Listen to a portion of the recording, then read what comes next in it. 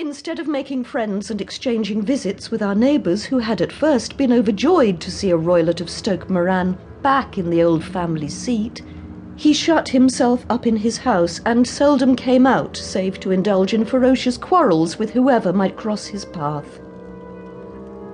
Violence of temper, approaching to mania, has been hereditary in the men of the family, and in my stepfather's case it had, I believe, been intensified by his long residence in the tropics.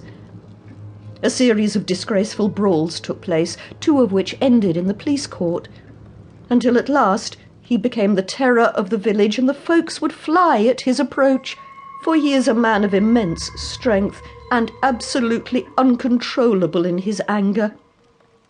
Last week he hurled the local blacksmith over a parapet into a stream, and it was only by paying over all the money that I could gather together that I was able to avert another public exposure.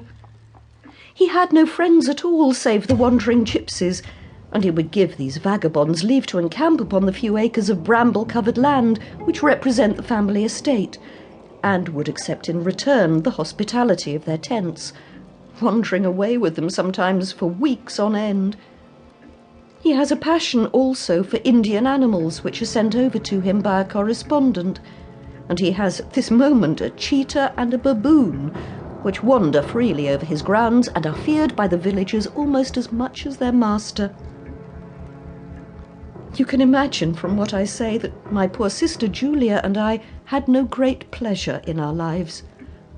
No servant would stay with us, and for a long time we did all the work in the house. She was but 30 at the time of her death, and yet her hair had already begun to whiten, even as mine has. Your sister is dead, then? She died just 2 years ago, and it is of her death that I wish to speak to you.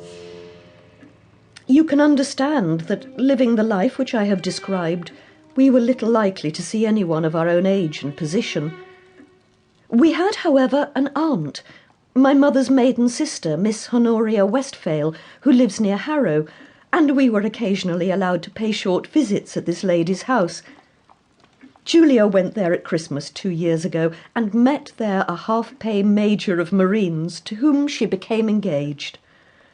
My stepfather learnt of the engagement when my sister returned, and offered no objection to the marriage.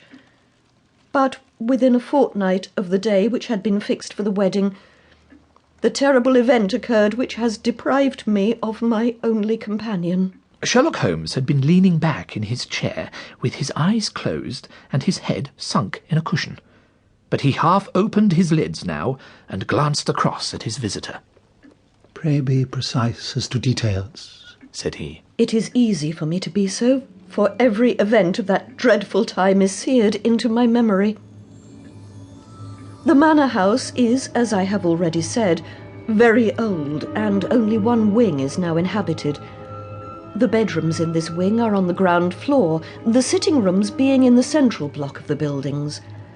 Of these bedrooms, the first is Dr Roylet's, the second my sister's, and the third my own. There is no communication between them, but they all open out into the same corridor. Do I make myself plain? "Perfectly so." The windows of the 3 rooms open out upon the lawn. That fatal night, Dr Roylet had gone to his room early, though we knew that he had not retired to rest, for my sister was troubled by the smell of the